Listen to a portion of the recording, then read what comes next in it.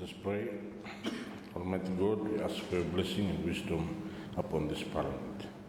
Direct and prosper our proceedings, the peace and welfare of the people of Somali. We ask this in the name of our Lord and Savior, Jesus Christ. Amen.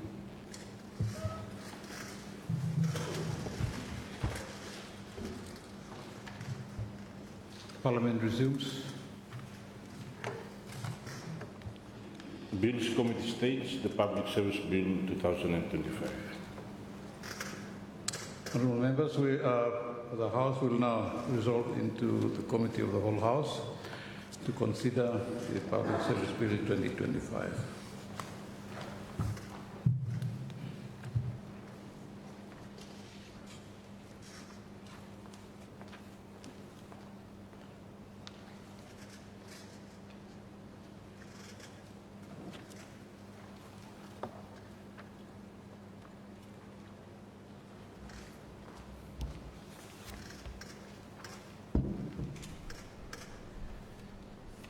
We're now in the Committee of the Whole. The rules governing proposed amendments to a bill in the Committee of the Whole House is outlined in Order 52. At this juncture, may I also remind members that we only have today and tomorrow to dispose of the bill. The bill in itself is actually 136 clauses. We only completed 8 yesterday, and we have 128 clauses to dispose of today and tomorrow. On that note, that leaves us with, as I said, 128 more clauses to go, and as such, I beseech your indulgence to avoid lack of quorum, a situation that would still stall our progress. And from here on, we will continue where we left off yesterday. And yesterday we went as far as clause 8. Now we are into clause 9. And honourable members, there is an amendment proposed to this clause, this is clause 9, as appeared on provisional business paper number 63. I'm asked the Minister to move the amendment. Honourable Minister. Thank you, Mr. Chairman, sir. I move that Clause 9 is amended. A, by substituting subclause 1 with the following. Subclause 1 in this section, A, quote, clerk, unquote, means the Honolulu City Council, who is the chief executive appointed pursuant to section 42(1) of the Honolulu City Act 1999.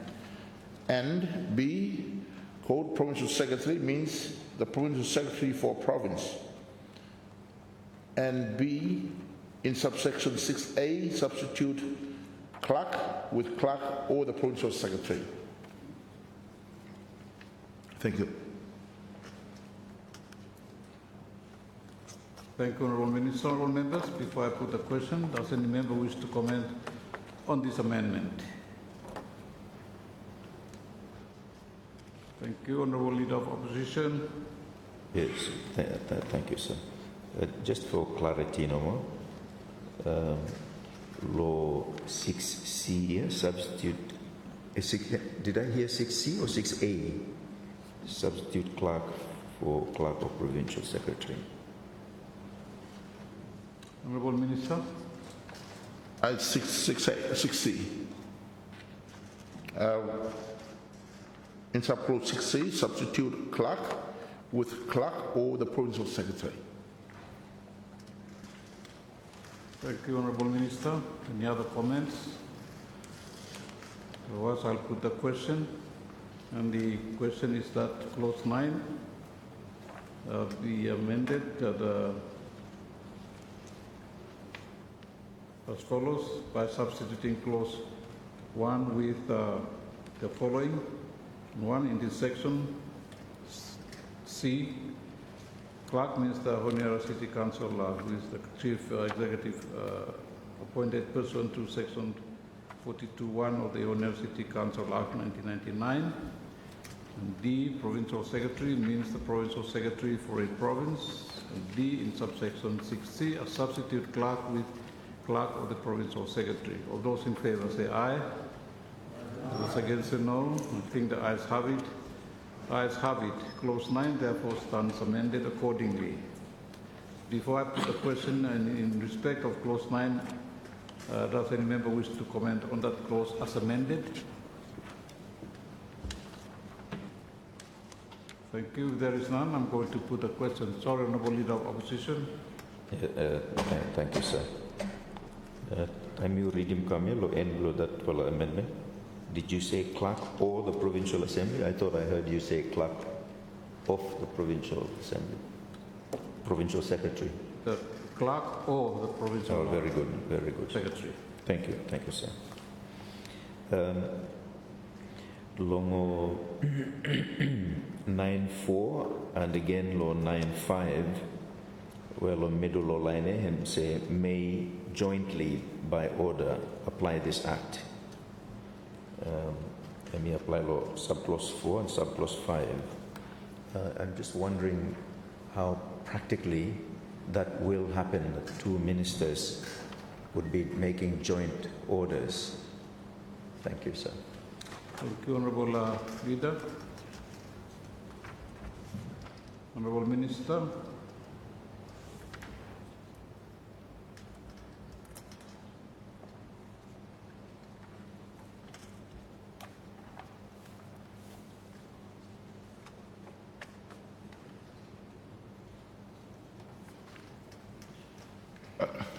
Thank you, Chairman. Thank you, the Opposition Leader. Yeah, so this one had me with regards to once you must or direct employees will provinces coming inside the system, and that's where these clause by applicable. Thank you. Thank you, Honourable Minister. Honourable Leader. Thank you, sir. So there is an anticipation. Are you talking, as the minister, talking about direct employees, local province and city council becoming part of the public service? So is that a policy, a new policy position now? So that, are we talking all direct employees, Longo provinces and city council, becoming part Longo public service? Thank you. Thank you, Honourable Minister. Thank you, Chairman. Thank you, the Opposition Leader. Yes, so this one I'm anticipated. If you in the future that's what by him happened, then this clause by him applicable then. So if any direct employee below city council or the province by joining public service, then this fella closer by him kick in, by him applicable for that circumstance. Thank you, Honourable Minister. Honourable Leader. And in that situation, prior service blocked as direct employees would be counted as part of long service contribution blocked. Thank you, Honourable Minister. Thank you once again, Chairman.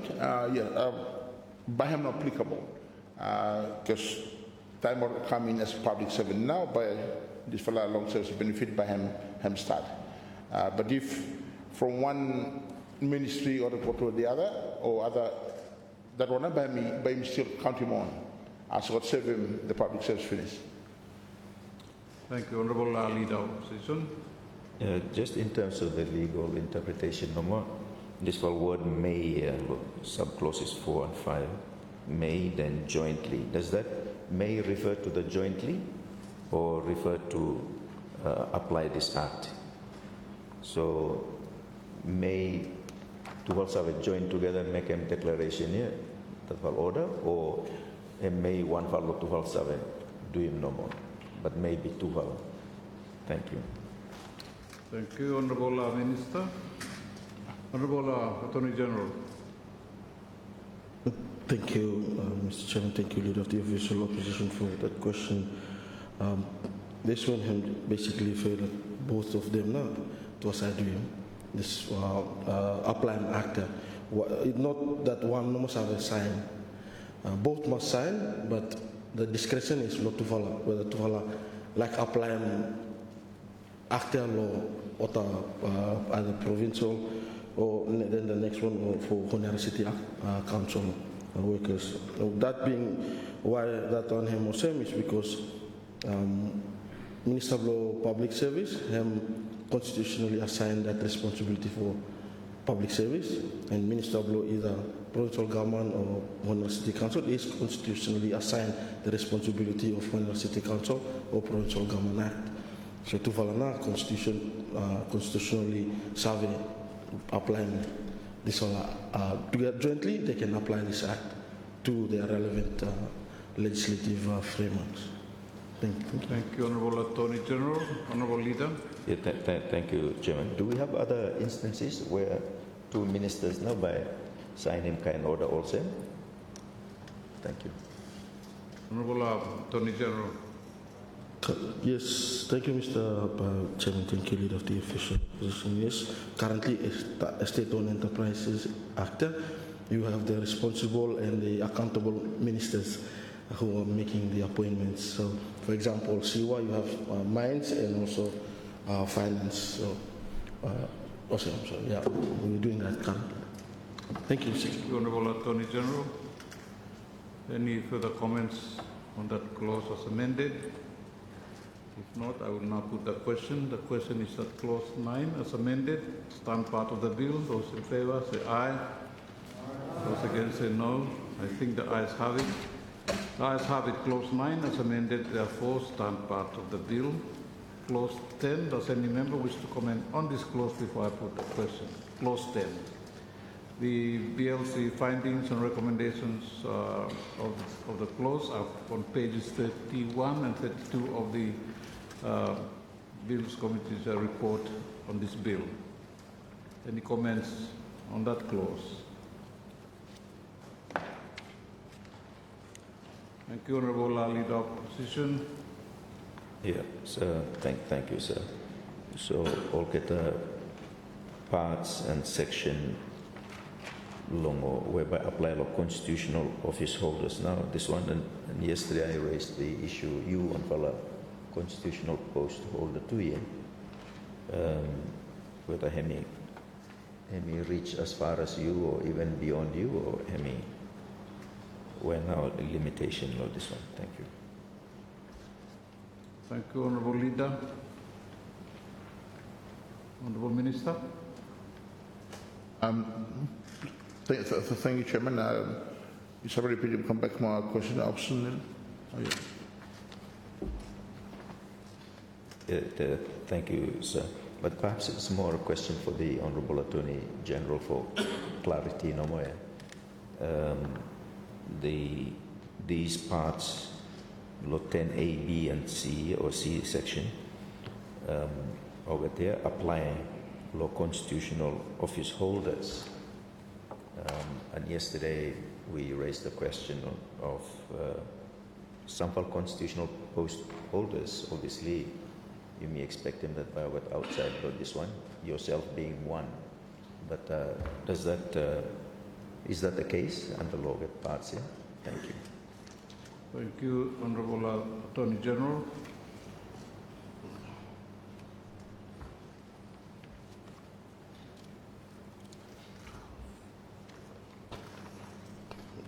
Thank you, Mr. Chairman, and thank you, Leader of the Official Opposition, for that question. So, if I may take us through this one. Part 1 refers to preliminary matters. Part 2, interpretation. Part 4, principles, values, and code of conduct. Part 12, offences and penalties, and Part 13, miscellaneous matters. So if you, and 26, and section 26, which is general responsibilities of employees. So if you see those just general application type provisions, which in each constitutional post, just set them out no more other duties. But this one just adds on to it, saying that these are the general responsibilities. It's parts of general application which we apply almost every employee's law, government, national, so that's the rationale behind this one, and it adds on to the constitutional duties required of the constitutional post holders. Thank you, Mr. Chairman. Thank you, Honorable Attorney General. Honorable Leader. So just for further clarity, so for example, does that include the Honorable Speaker? Kami apply lohem.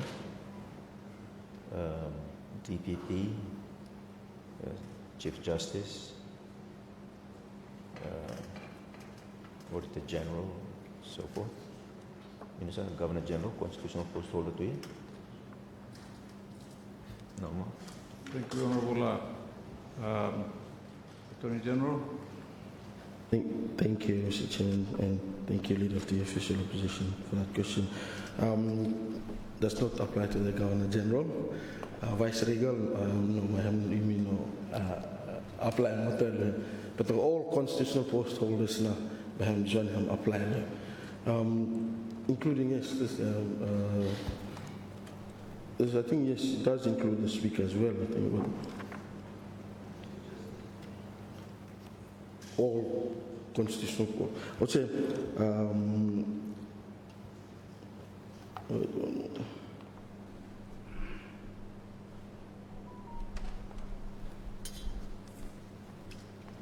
Yes, it does. Because constitutional post holders is referring to the posts created by Constitution. So if all judges, Commissioner of Police, Attorney General, DPP, Public Solicitor, Secretary to Cabinet, Permanent Secretaries, they're all constitutional post holders. So these parts which have general application not apply. But you see that why him only put no more general parts of general application and outlined in A, B, and C. The others, no. You cannot override him what the commissions here too. So that's why only after parts of general application are included here, whilst the others are excluded. And thank you. Thank you, Honorable Attorney General. Honorable Leader. Yeah, thank you. So the way, for example, Chief Justice and the Honorable Speaker, the heads of the two other branches of government, the way the Constitution is worded, it allows Parliament by subsidiary legislation to do further prescriptions, also in the way that we're doing, in the way that is proposed here. Does it permit us to do that? Thank you. Thank you, Honorable Attorney General.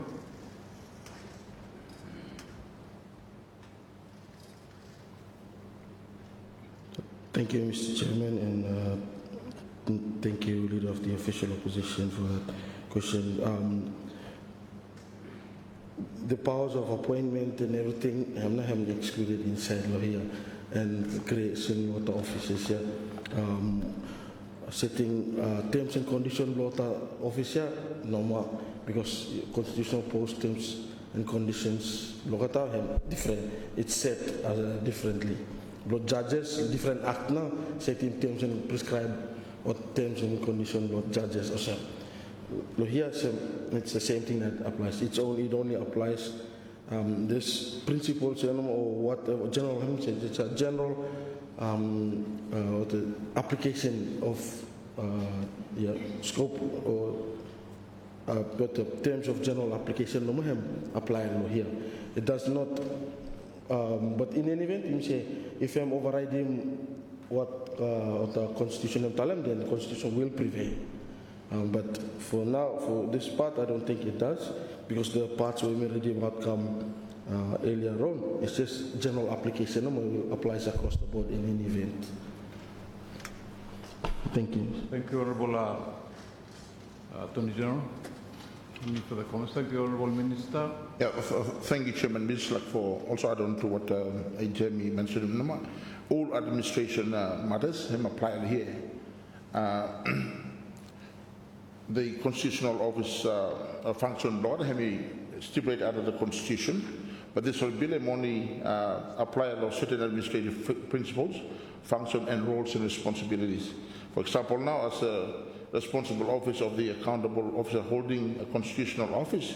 They are responsible for budget of the office of the agency and conduct performance management of subordinate as part of the administrative duties blocada.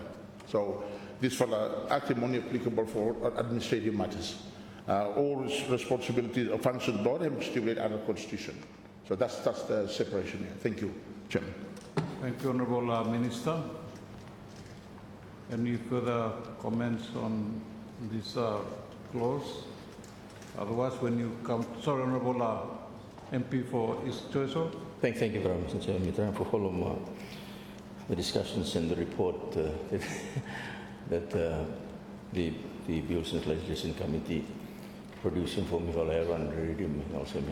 There's some very useful recommendations that are made, and we would be interested to just get the views of the government. There's a lot of thought is put into the recommendations that are made. For example, recommendation 5, for example, probably is relevant to this particular clause. What not thinking of government, Mr. Chairman. So maybe there are 67 recommendations, Mr. Speaker. Sorry, Chairman, and a lot of thought is given to it, and we are made to believe that we will be guided by this report and these discussions. Law Committee. So what not thinking of government recommendation number 5. So. Thank you. Honourable Minister. Thank you, Chairman. Thank you, MP for the choice. So the constitutional amendment number made for so recommendation 5, ME1 for salaries and wages commission for tribunal. The ministry have decided this matter. I've already been sitting with the PMO for establishing now this tribunal for look long come up with this wage commission. So currently we're in consultation with the Prime Minister's office for establishing if there's a need to establish such a commission. Thank you. Thank you, Honourable Minister. Any further comments on the clause? Thank you, Honourable Leader of Opposition. Yeah, just to follow up on what Member Blois Joyce or me tell him, we would encourage the government to give very serious but careful consideration for this proposal. The constitutional amendment part is obviously affecting MUMI, the PEC. If it goes to the scope that's proposed here, then the PEC would need to be repealed from the Constitution. Then there's one commission for cover everyone, constitutional post holders, MPs, even provincial members, and of course the wider civil service. And it's worthy of some careful consideration and look law, comparative study law, what's been done elsewhere in the region. So perhaps the Honourable Prime Minister would care to comment on. Thank you, Honourable Prime Minister.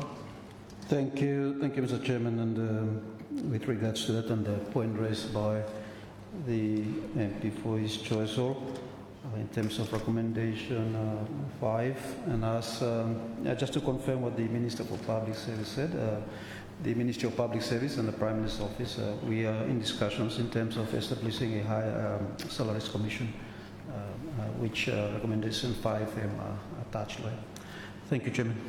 Thank you, Honourable Prime Minister. Any further comments on that clause?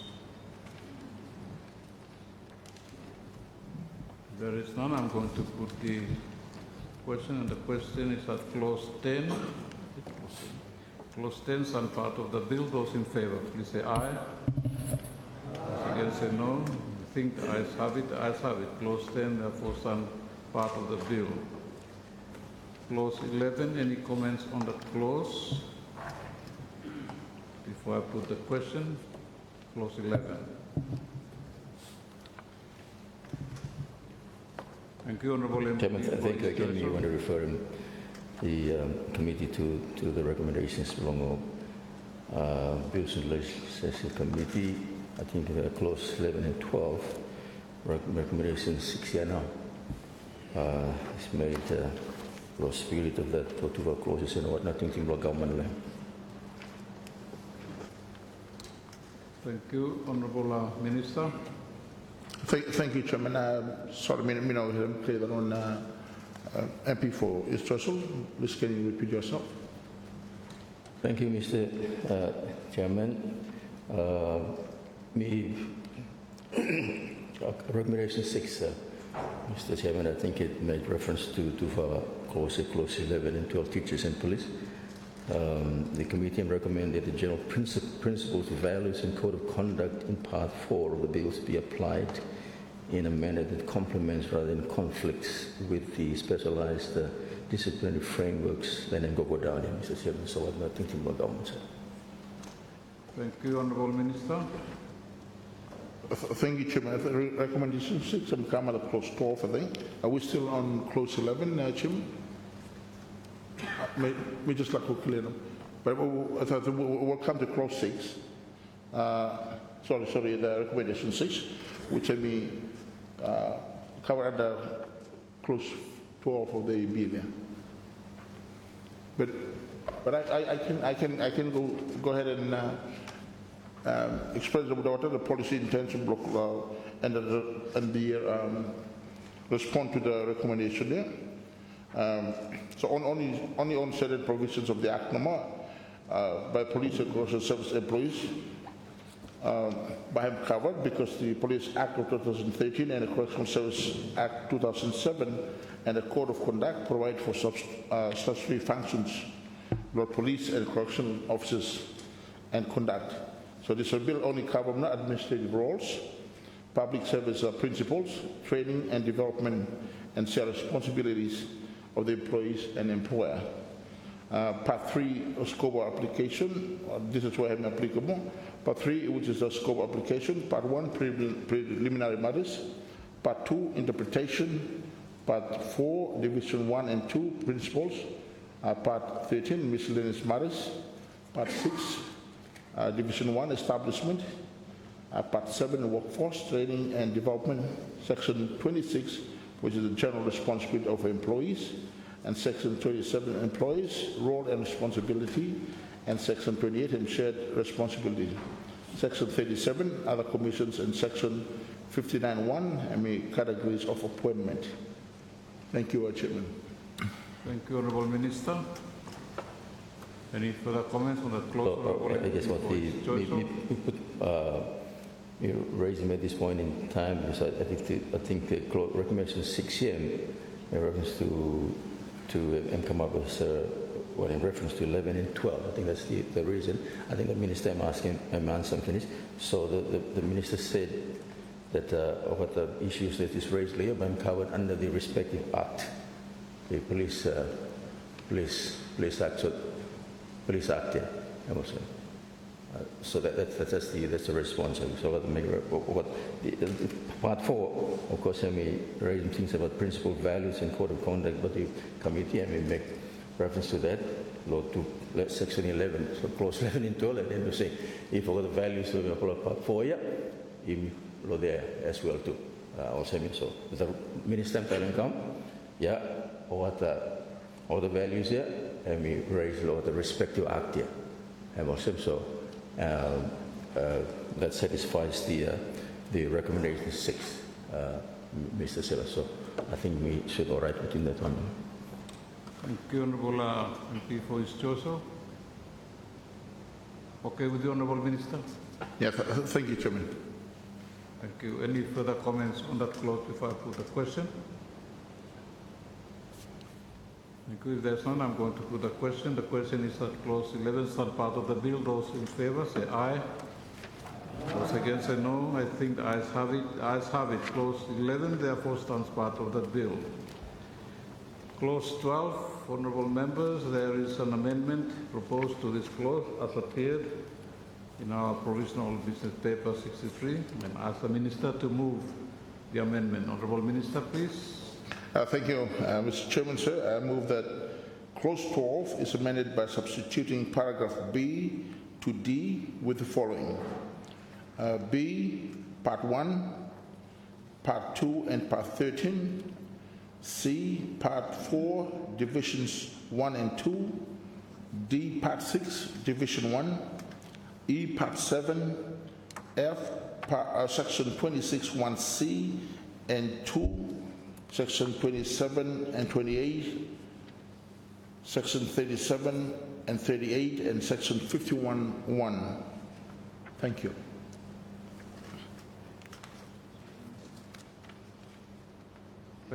Thank you, Honourable Minister. It's 59(1), right? Thank you, Chairman. Yes, 59(1). So, just by way of explaining, this bill has been recognized now the police and correctional service employees as the discipline force whose roles, function, and conduct are specified in their respective acts. Also, Minister of Law, sorry, MP4 is also let me reiterate him. And code of conduct. So the police and correctional service employees are only subject to administrative principles and roles and responsibility under this fellow bill. Thank you, Chairman. Thank you, Honourable Minister. Honourable members, before I put the question, does any member wish to comment on this amendment?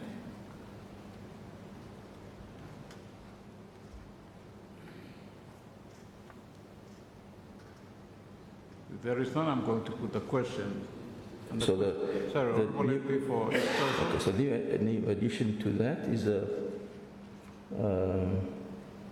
from your understanding how this thing is instructed, it's not B there, yeah?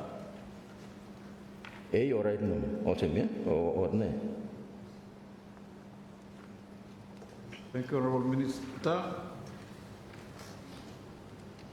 Yes, so the amendment that we look for now is that if substituting paragraph B to D, the rest of it stay as they are. With the following, as Mr. Allen, B, part 1, part 2, and part 3.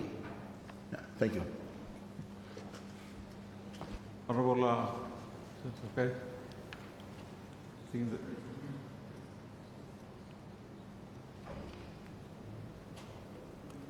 No further comments?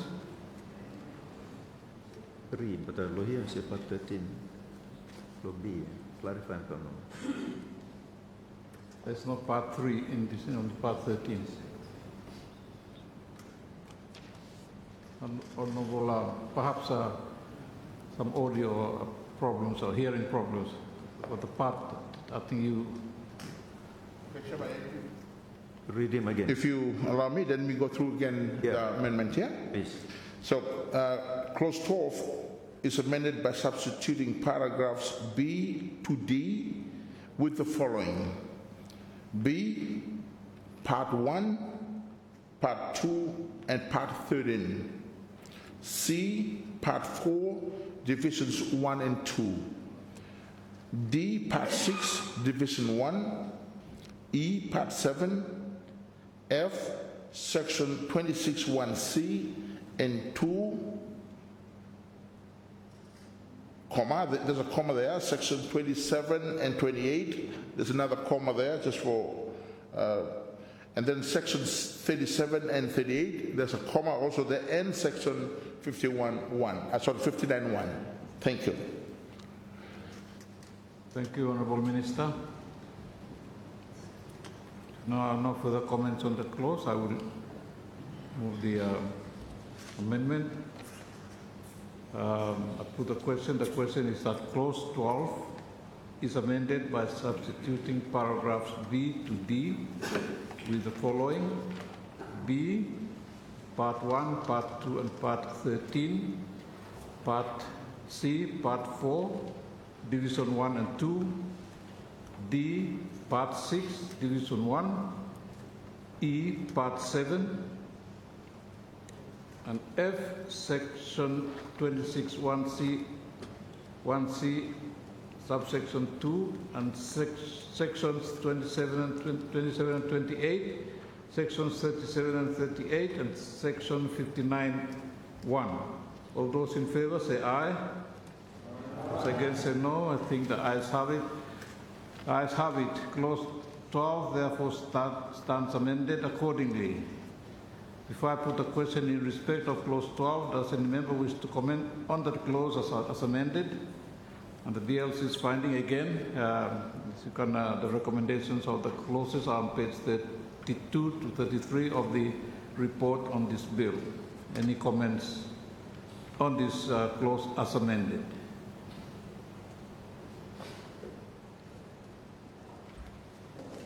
I see none. I will therefore put the question. The question is that clause 12 as amended stand part of the bill. All those in favor say aye.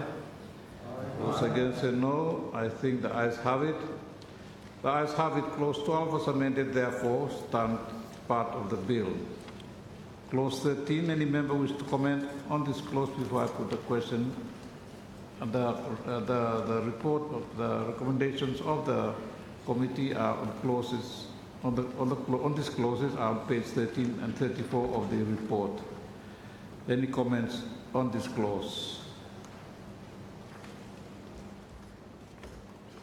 Again, Mr. Chairman, the committee, making more recommendations for that one. I think recommendation number 7, what not thinking law government.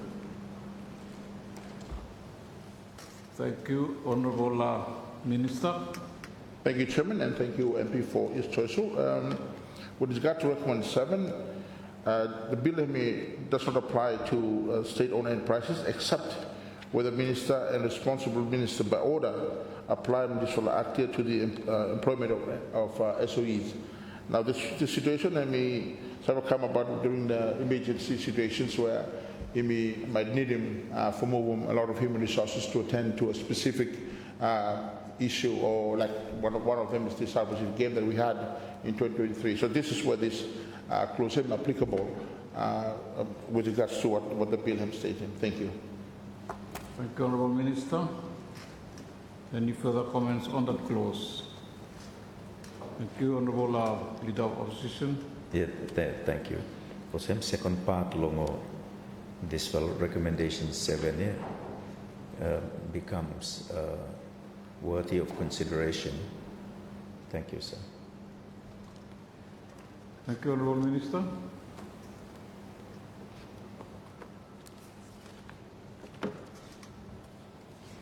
Can you repeat your observations, your comment?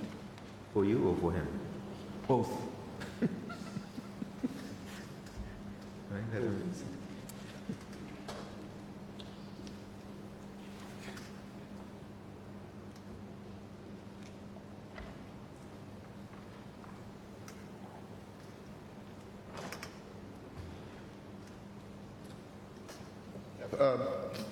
Thank you, Chairman. Yes, so as me stated earlier on, this bill is not applicable for the SOEs here.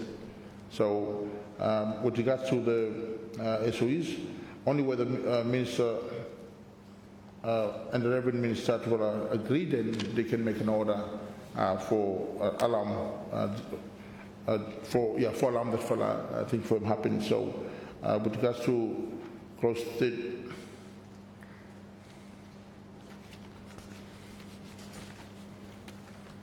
Yeah, because as I said, you may recognize the independence of the state-owned enterprises. So this bill actually does not apply to them except by order. Thank you.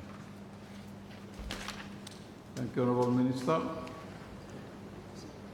Any further comments on that clause? Thank you, Honourable Leader of Opposition. Thank you, sir. The issues that were raised by SOEs themselves when appearing before the committee were that we, of course, explained the ministry's position, where Minister explaining coming, we explained to them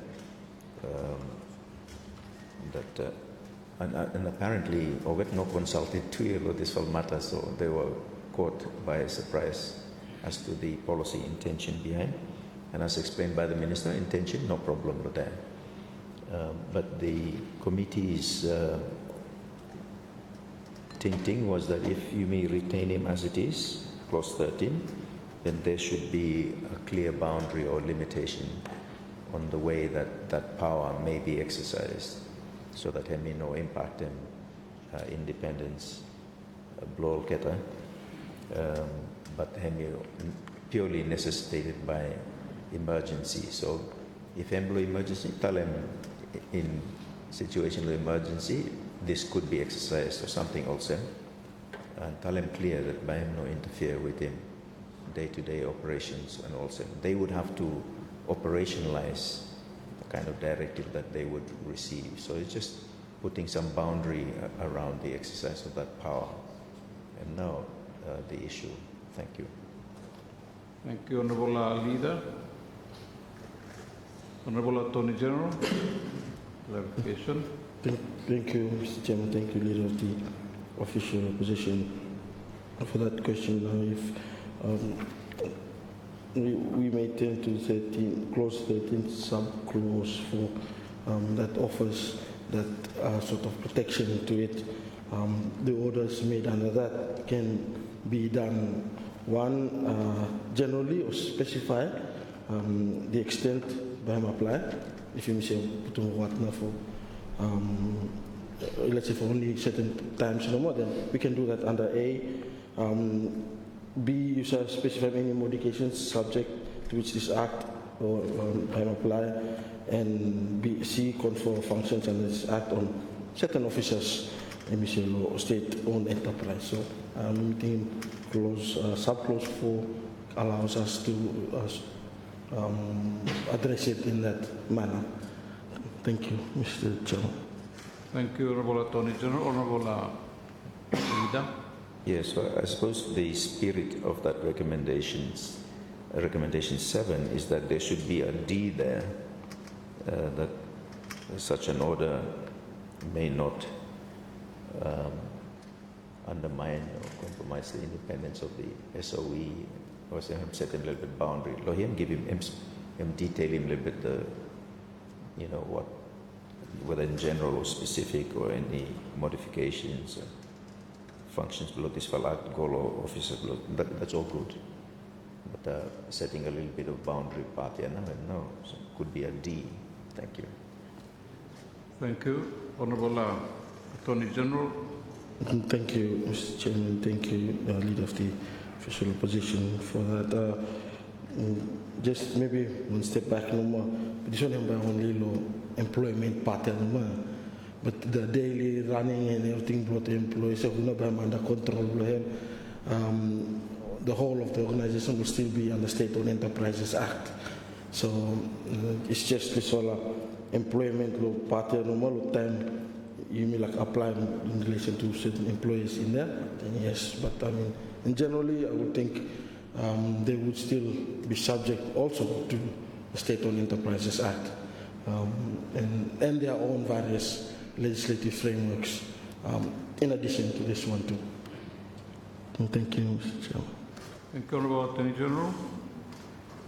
Honourable MP for East. Thank you, Mr. Chairman. I think that explanation is very important because public service is very, very broad. In fact, we cover civil servants who are people who work for government, state bureaucracy, civil government, also refers to as civil servants. Teachers actually are going to come on civil service, or what they come as public servants now. Public officers, police, public officers. Employees of state-owned enterprises are public officers. So this will really actually cover one, but I'm sort of talk too much about civil servants no more. Then I'm leave them out now. I'm not really when I'm not look at state-owned enterprises is on file. But we appreciate I think the explanation. So what state-owned enterprises or what operate under state, no difference what act of parliament state. So if what the values is covered that this whole bill is concerned about for civil servants, and it seems to make reference that these things are established under separate act of parliament. So if these values are covered properly under those State-Owned Enterprises Act, because they are actually public officers, or what people work. Longo state-owned enterprises. So it's like what the companies here. They are public officers, literally meaning public officers. Now cover mokat to civil servants. Civil servants is just one group number inside law public this term public service. So we appreciate the comments that are made, and so we will watch those exceptions that are made here under the Act, and which the committee and me am also raising, Mr. Chairman. Thank you, Honourable MP for his choice. Honourable Minister. Thank you, Chairman. Yes, so let me just like also for making clarity in like this for the bill and really I'm trying to harmonize with other acts that already existed and harmony taking on the administrative part of demonstrating the work of the public. So also we discussed about today with regards to the constitution post holders, their function, and we define under or stipulate under the constitution now. But the administrative part of it now, this bill I'm trying to address it. So that's the same thing that happens across other laws of Kim Targaran. Thank you, Chairman. Thank you, Honourable Minister. Any other comments if I put the question? No, I'll not put the question. The question is that clause 13 stand part of the bill. Those in favour say aye. Aye. Those against say no. I think the ayes have it. The ayes have it. Clause 13 therefore stands part of the bill. Clause 14. Any member wish to comment on this clause? On page 13, you'll find the report of the Bills Committee and the recommendation. Any comments on this clause? Clause 14.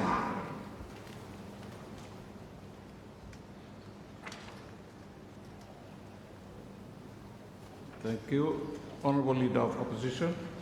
Yeah, thank you, sir. This one had me one for a good provision, innovative provision, for me encouraging more volunteers into the civil service. And perhaps, just recital policy, that it shouldn't be restricted to, say, okay, the internship or junior levels, entry levels. Of course, we must have more internships. It's a good way to mentor young people into the civil service.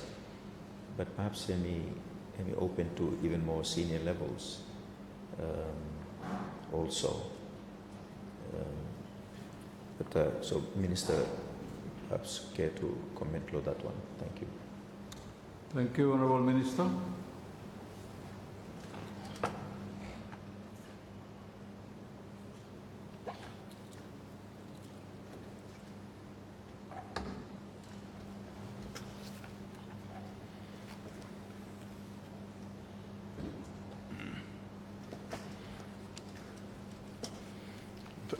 Thank you, Chairman. Yes, so this for clause 14, I'm trying to codify voluntary engagement under this clause here, 14 regulations, perhaps specify now the provisions where the act of the act where volunteers will be subjected to orders under the clause stated by providing now the process for engaging with the volunteers in a way to exploiting volunteers as an agreement by me specified to the nature of voluntary engagement and must be signed before the volunteers got engaged.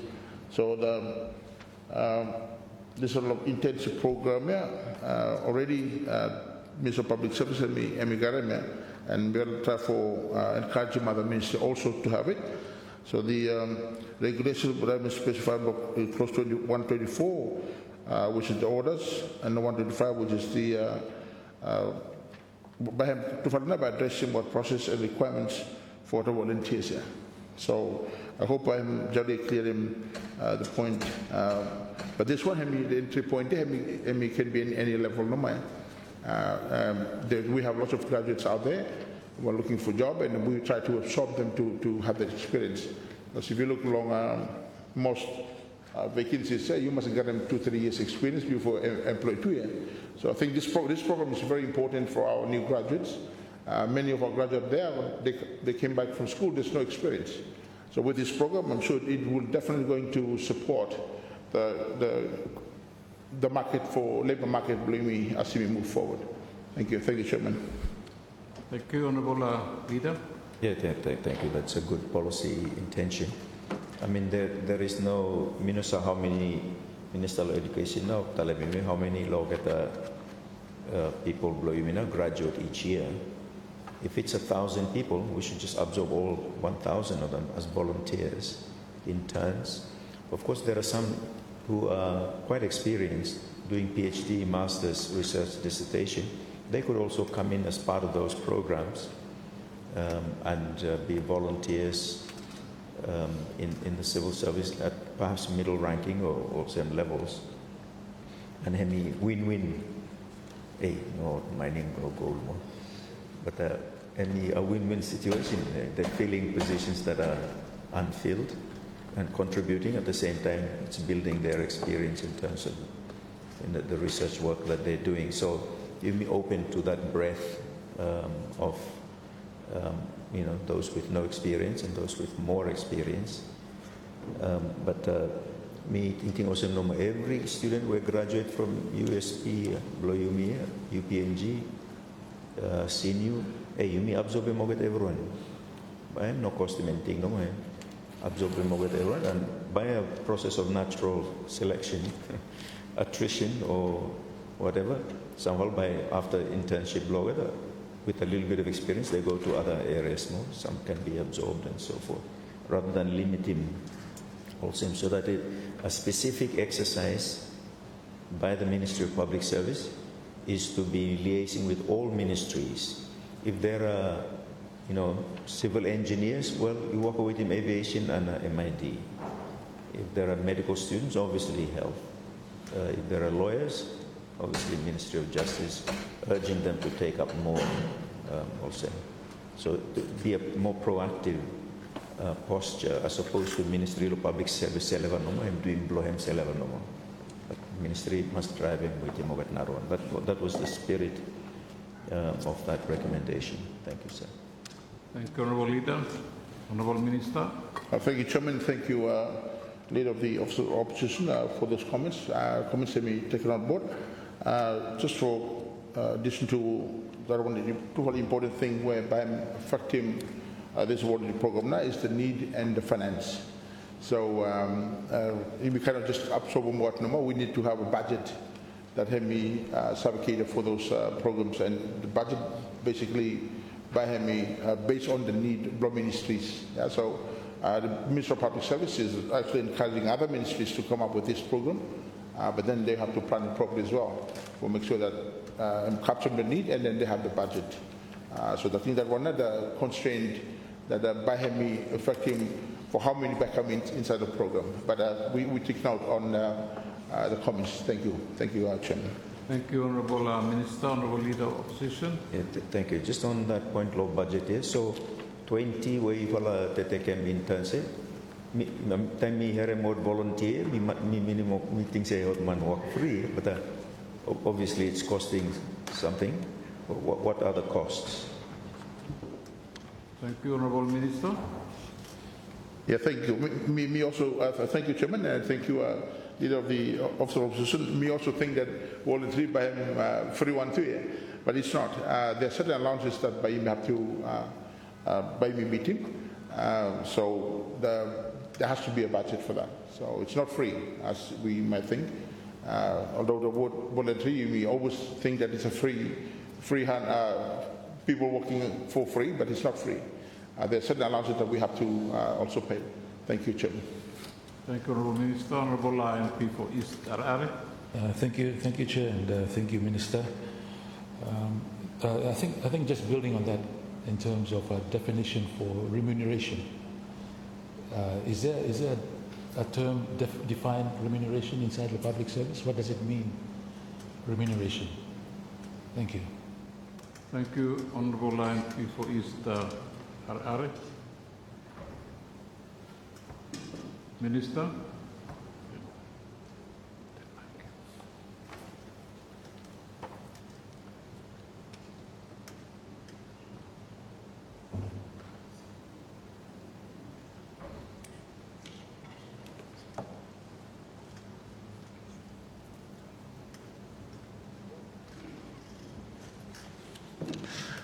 Yeah, thank you, Chairman. Thank you, MP for Israeli.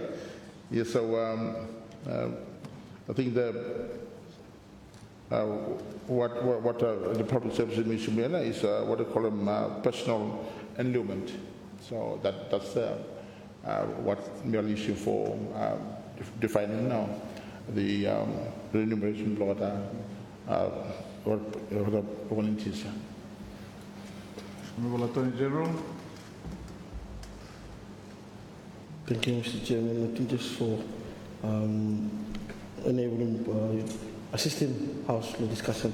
If we look at clause 15, you will actually see that takes care of internship, work experience, training, or so civil engineers like themselves, training, give service, load give time. You can go under clause 15 to do that.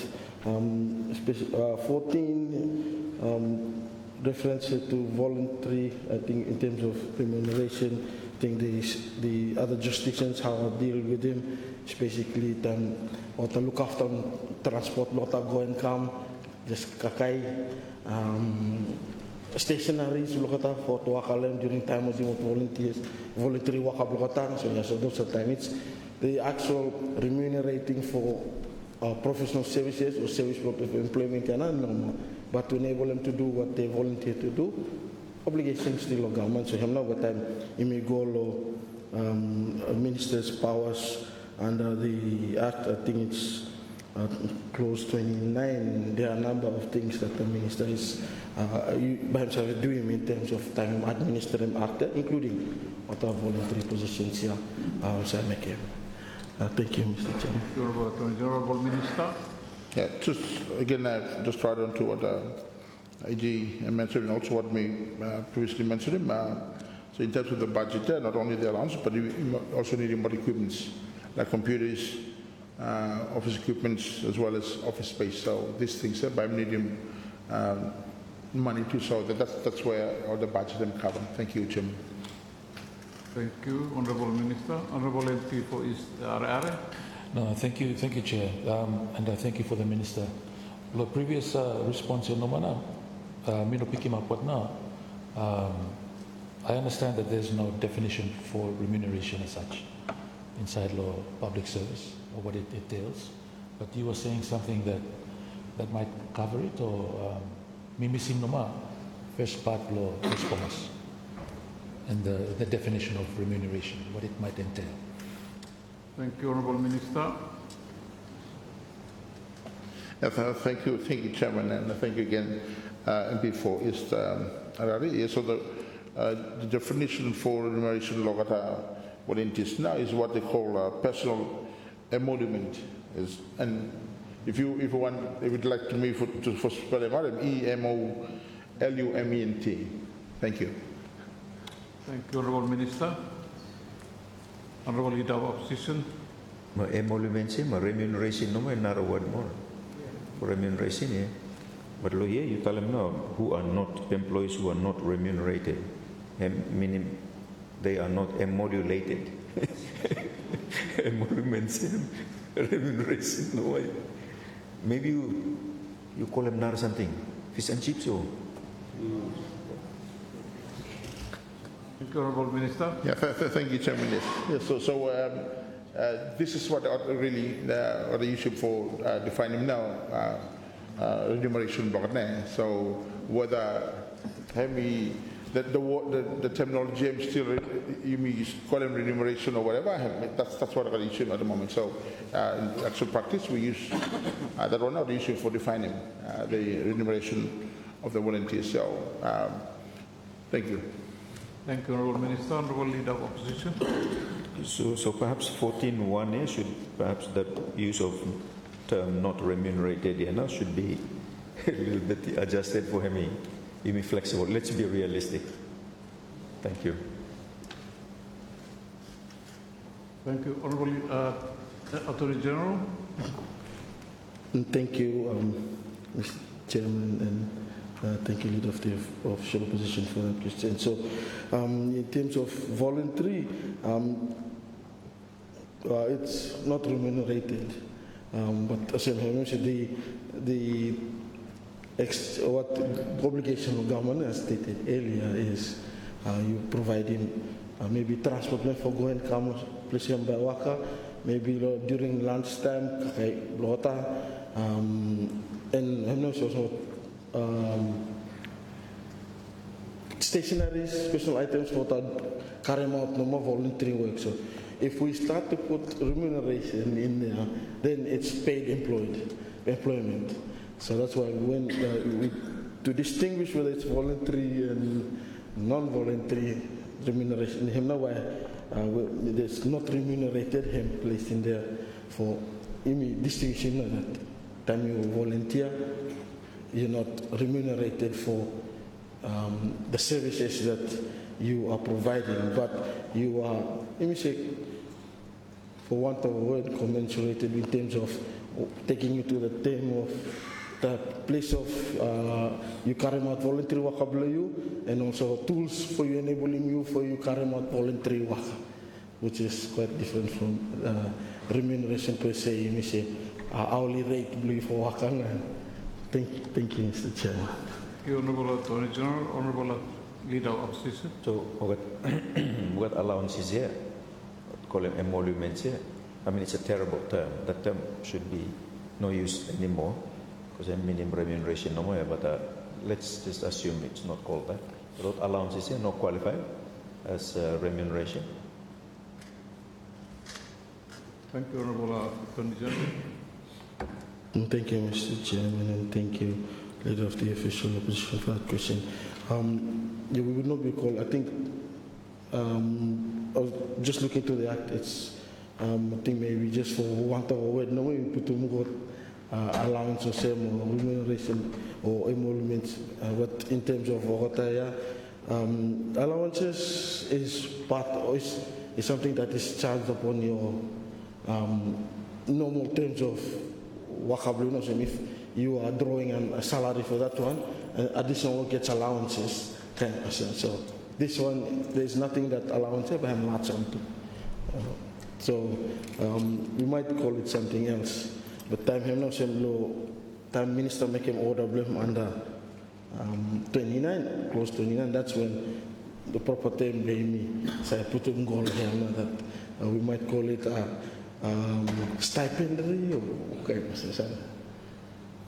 Thank you. Thank you, Honourable MP for East Arare. Thank you, Chair, and thank you to the Minister and AG. Would it be helpful if you may say no more employees who are not paid a salary? I mean, for clear no more that salary no we talk about it, but they could be eligible for other support. I'm just putting it out there. So I think from explanation of the AG and no more, and that maybe it's more clearer just to say that they will not be paid a salary. Honourable Minister. Thank you, Chairman. Yes, so thank you for those comments. Me just get more clarity on the current, what now in talk about volunteers. Currently, our castles na mi garam law mi will engage me. They're not volunteers. They are graduate. So this is a volunteer program. I'm still no community. So, but me take him on board the comments. Then once we implement this one, then we'll look into that. So currently we don't have volunteers yet in program. No, started yet. After bill, you will help for possible time today or tomorrow. Then you work on the volunteer. But currently we have castles, long public service. Thank you. Thank you, Honourable Attorney General. Thank you, Mr. Chairman, and I thank the MP for East Arare for for that question. Unfortunately, you may continue for issue remuneration because the Constitution him say remuneration for certain officers in the public service will be charged to the Consolidated Revenue Fund. So that's why you keep using remuneration. If you may change him, then you may start to change him well. Thank you, Mr. Chairman. Thank you, Honourable Leader of Opposition. Yeah, thank you, sir. Just going back to the Minister, Longo Wanahemdistalem by new program, this one, volunteer, but existing one, casuals. what casual say, Ministry of Health na, ML Bits Stakalo last time, this time, but ogata we graduate come and campus start wawakana and casual seems to be the entrance door. Does the bill have a similar process or hem nomona by this one?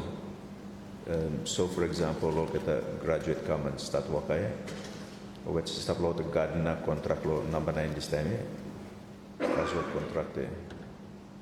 What's going to be the new mechanism under this? Thank you. Thank you, Honourable Minister. Thank you, Chairman, and again, thank you, Leader of the Opposition. Clause 59 and deal with him, Castle inside the bill. Thank you. Thank you, Honourable Minister. No further questions. Let me put the question. I will put the question. The question is that clause 14 stand part of the bill. Those in favour say aye. Those against say no. I think the ayes have it. The ayes have it. Clause 14 therefore stands part of the bill. Clause 15. Any member wish to comment on this clause before I put the question? Clause 15.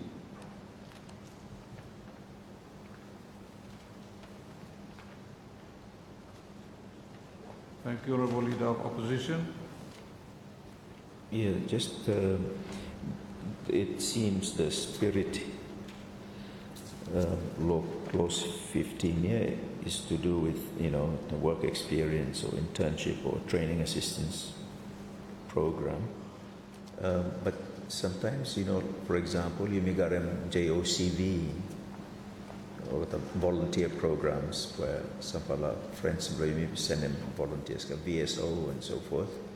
So I got to receive him stipend from volunteer institution blogger from country blogger. You may not meet him anything, perhaps save some of the costs where Attorney General talk about.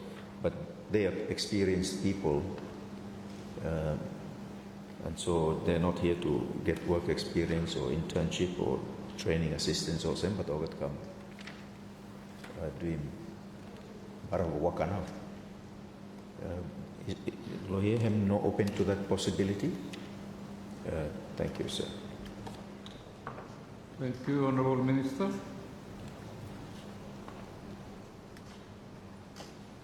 Thank you, Chairman. Thank you once again, the Leader of the Opposition. Yes, Baham also is able for KJ4 under this will be on. So that arrangement can also be arranged under this bill. Thank you. Thank you. Any further comments on that clause, Honourable Leader of Opposition? So where would that be? I mean, the regulations, law clause 15, seems to me to be pretty constrained to, the list when put over here, work experience, internship, other training assistance program. That seems to exclude someone very experienced already when decided, the country blame is going to be a volunteer under one of those international programs. Thank you, sir. Thank you, Honourable Minister. Yes, thank you once again, Chairman, and thank you, the Leader of the Opposition. Yes, so clause 88, let me address it on, and the public service orders, never have been telling the process on how we engage him on. Thank you. Thank you, Honourable Minister. If there are no further questions, I'm not going to put a question. The question is that clause 15 stand part of the bill. Those in favour say aye. Those against say no. I think the ayes have it. The ayes have it. Clause 15 therefore stands part of the bill. Clause 16, honourable members, there is an amendment proposed to this clause as appeared on the provisional business paper number 63. And I ask the Minister to move the amendment. Honourable Minister, please.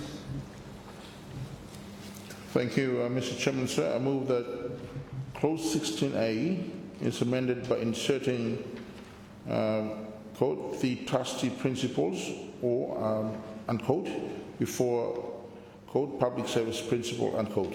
Thank you. Thank you, Honourable Minister. Can you elaborate, explain? reason for the amendment, for those inclusions? Yeah, so thank you, Chairman. The policy intention of this closure is to ensure that all public officers understand and uphold their responsibility as trustees of the public interest. This principle guides the ethical use of public power, authority, and resources, ensuring that every action taken by public servants serves the people of Solomon Islands with honesty, fairness, and accountability. Key ideas of the trust principle: one is public trust. Public officers are entrusted with authority to make decisions that affect citizens. This trust must never be abused. Secondly, the stewardship principle. Officers manage public funds properly and information as caretakers, ensuring that they are used efficiently and lawfully. Public interest first. Decisions should always prioritize what benefits the community, not what benefits an individual or group. In terms of the moral responsibility, even when the law is silent, officers must act ethically with integrity as trusted representative of the people. Example, the application based on now, if a permanent secretary in the Ministry of Infrastructure manages the allocation of government contracts for road construction, acting under the trustee principle, the secretary ensures that all contracts are awarded fairly through open tender based on quality and cost effectiveness, not personal connections. They also make sure project funds are spent according to the approved budget and report transparently to the Ministry of Finance and the public. This demonstrates stewardship, honesty, and service to the public good, the sense of the trustee principle. Thank you. Thank you, Honourable Minister. The member wish to comment on the amendment before I put the question. Thank you, Honourable Leader of Opposition. Yeah, thank you, sir. We appreciate this amendment. I think Hemi Barawa, the foundational principle now is one of trusteeship. All of us, including Yumi, were elected. Anybody who is possessing, energizing, animating, exercising a public office with public powers over public resources and public time, and paid by the public purse, is a trustee. Ino kind trustee where go take a royalty, then go darang a full month, go every something if finish and just looking face of village more. No, not that kind trustee. Trustee now, trustee where him fright law responsibility and him do him straight. Meeting him that amendment should be further amended more, Mr. Chairman. For Yumi Talem, the fear of the Lord is the beginning of wisdom. Adem go inside Lord there. But a favorite verse from Minister of Women, this was fear. So if you Adem go inside more, what is part of, oh, they are now trusteeship principle come. Because help him, you need to live in the light of the gaze of God on the way we conduct public offices and powers. So we appreciate this amendment. It's a small amendment, but yet so foundational. Thank you. Thank you, Honourable Leader. Any other comments, please, on that proposed clause? Thank you, Honourable Minister. Yeah, now like for thank you, Chairman, and thank you, the Leader of the Opposition. That's like for acknowledging those comments. Thank you. Thank you, Honourable Minister. Any other comments on that proposed amendment? If not, I'm going to put the question. And the question is that clause 16A is amended by inserting the trustee principle or before public service principle. All those in favour say aye. Those against say no. I think the ayes have it. The ayes have it. Clause 16 therefore stands amended accordingly. Before I put the question, in respect of this clause as amended, does any member wish to comment on this clause as amended? Thank you. Honourable Line P4 East Arare. Thank you, Chair. So the or in there gives us the options in terms of you may apply one file or the other. Thank you. Thank you, Honourable Minister. May I ask him, AG, for clarifying that one? Thank you. Thank you. Honourable Attorney General, sorry. Oh. Is that Honourable Line P4 East Arare? Can you repeat the question again?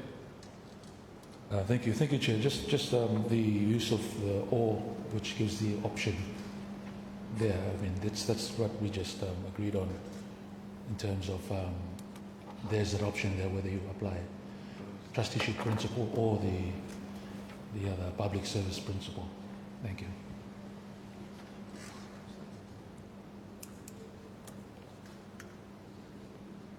Was 16 before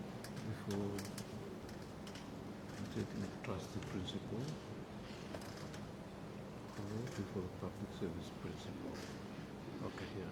Thank you, Mr. Chairman. Thank you, MP4 East Arare, for this question.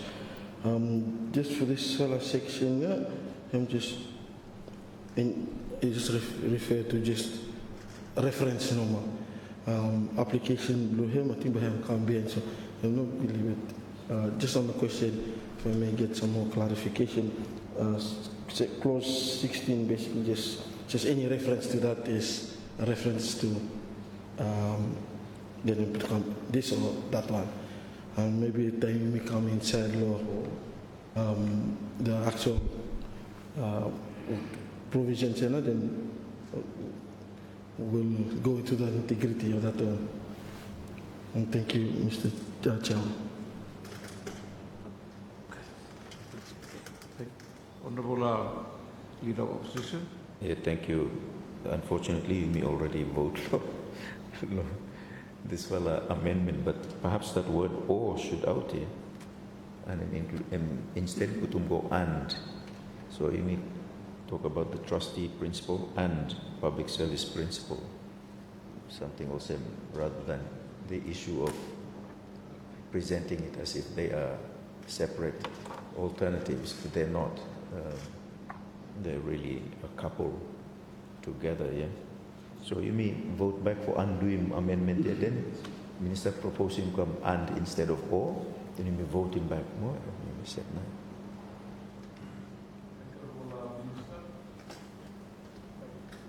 Thank you, Chairman. Thank you. I think also, like AGM telling me, this one just reference to the principle, you know, so either you can call it the trustee principle or a public service principle. So that OAM is just a reference, I mean, that line is just a reference to the principle. Thank you. Thank you. So is the Minister saying, sir, that a principle is a reference to the trustee principle and him try for define him no more, him call him, in other words, instead of or, in other words, a public service principle. Is that the way you're interpreting? Because that's not the way it appears here. Or is an option.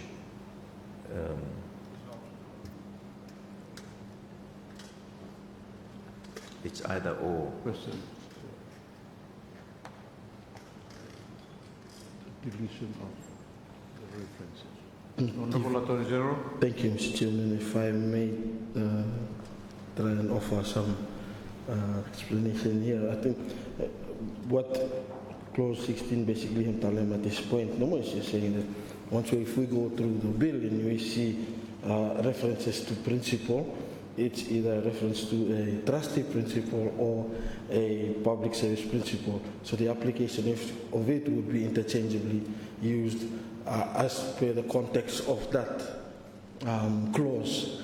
But no, this one is just basically saying, no, if you go through in the bill and you see the reference as a principal, then you'll, in the context, then you're looking whether trustee principal or public service principal and apply. I think that's basically what we're looking at. But I get your point is saying that it's either it should be a reference to both, and that's what you're saying. Is that correct? Thank you, Mr. Chair. So this, Thank you, Honorable. yes, the explanation below AG and now through one. So when you're going through the detail of those principles, it's either trustee or public service. But the point raised by is the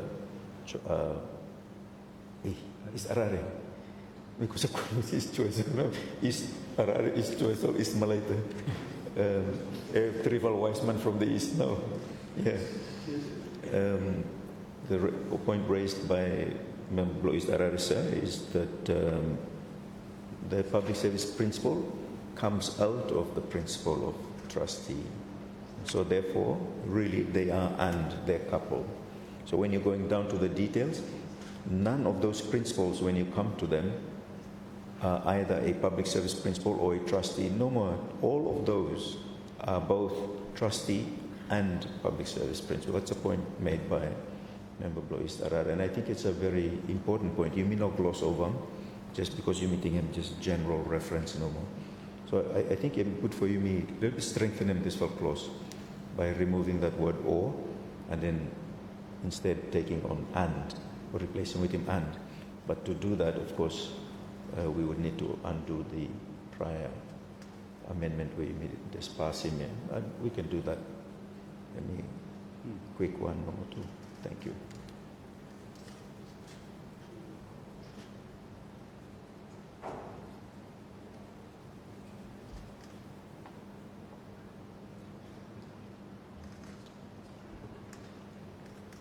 Thank you, Honorable Attorney General. Thank you, Mr. Chairman. Just to offer some assistance, we could do an amendment if that's the policy. Ministry and Council at trustee principle or public service principle or both. We could do that. If that's agreeable by the House. Or both. So we could do a notice, just another notice on that, or it's a procedure, but we're leaving the Speaker, Chairman. Sorry. Thank you. Honorable Minister, the option. Thank you, Chairman. We now get it clear what now AGM suggesting. But can you just repeat it?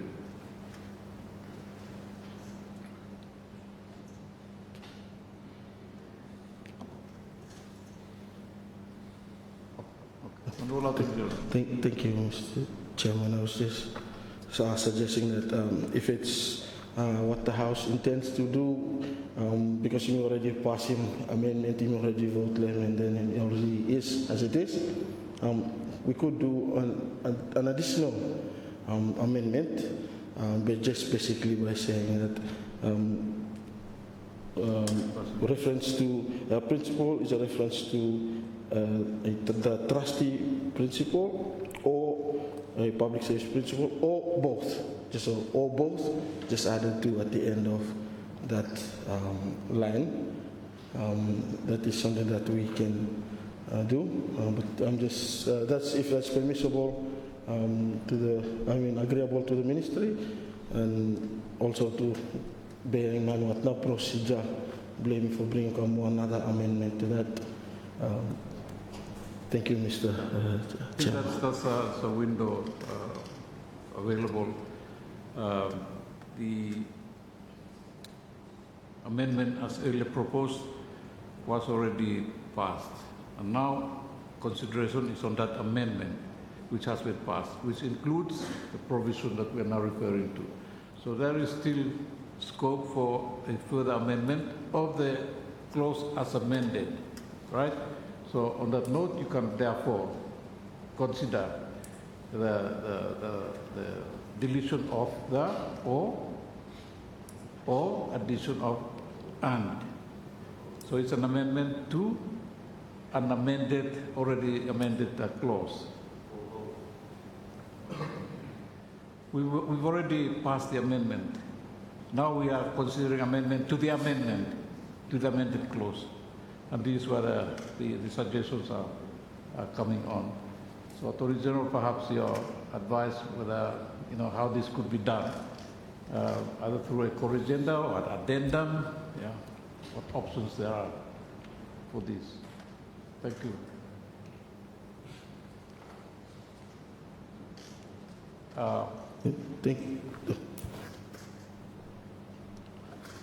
Thank you, Mr. Chairman. Since it's and what House Baham agree, I think we can do it by just a corrigendum at the end, no more, saying that the mayor agree already. So, if add income or both at the end of public service principle and insertion of or both, if that's agreeable.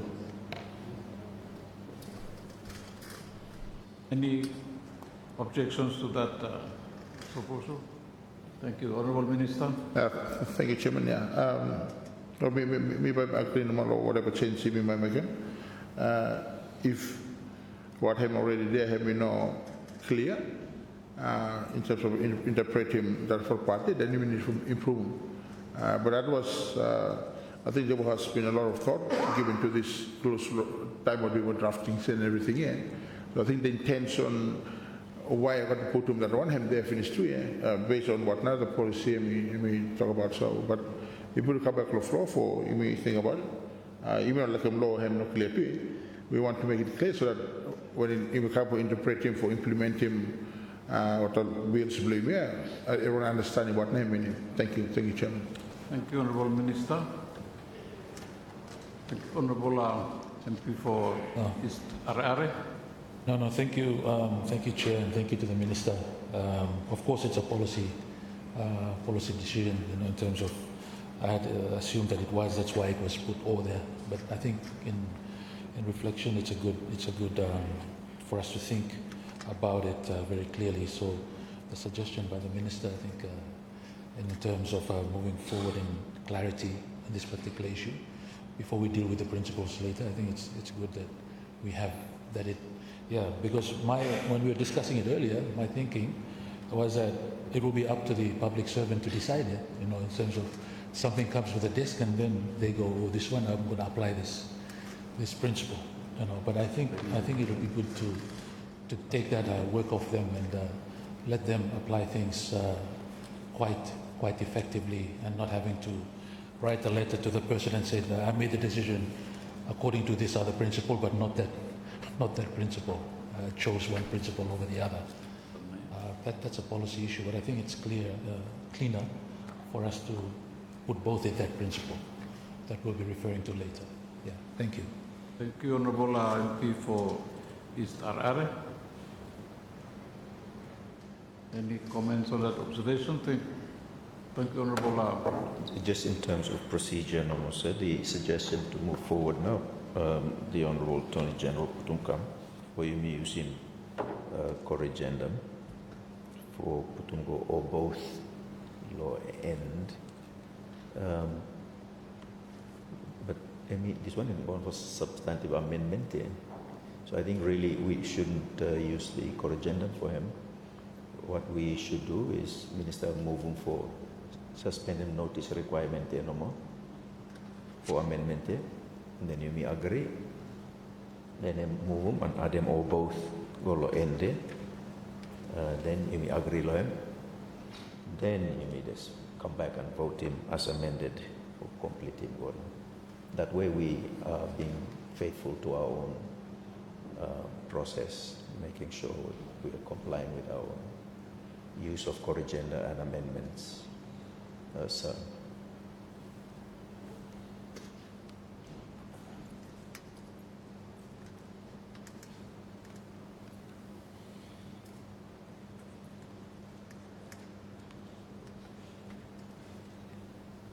Okay, the way forward here would be for the Minister to move a motion to amend to suspend and then amend purpose of inclusion of or and or as an addition, an amendment to the clause as amended. So by, let me suspend.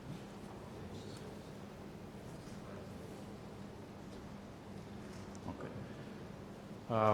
So with your indulgence, I will suspend the proceedings of the committee for 5 minutes while the minister and team put together those amendments, and he'll bring it back and he'll propose the motion to adopt that amendment as we agreed. So I will now suspend meeting for 5 minutes. We will resume at 25 past 11, 10 minutes, 9 minutes. Thank you. Accordingly, suspended. Thank you.